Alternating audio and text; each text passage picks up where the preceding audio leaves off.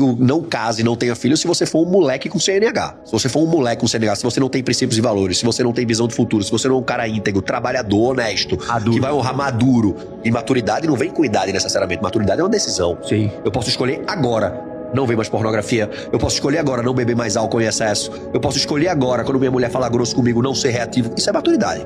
É decisão. E decisão é uma palavra que significa cisão. Corte. Sim. Não tenho que cortar da minha vida. Pessoas, crenças que escuto ainda através de músicas, filmes, livros, comportamentos. O principal hábito a ser quebrado é o hábito de ser quem você tá sendo, pô. As pessoas querem que o mundo inteiro mude, mas elas não. Não, a mudança começa em cada um de nós, pô. Como é que você ajuda um cara desse que quer, mas que tem muita dificuldade? O primeiro momento é entender o porquê ele quer. Quando o cérebro não tem visão clara de futuro, pra ele analisar e saber se vai dar ROI ou gasta energia, ele diz, descansa, come pizza, fica deitado, não treina. Quando eu não admito pra mim mesmo por que eu quero, o cérebro diz, eu sei que tu tá mentindo, irmão, não vou gastar energia à toa.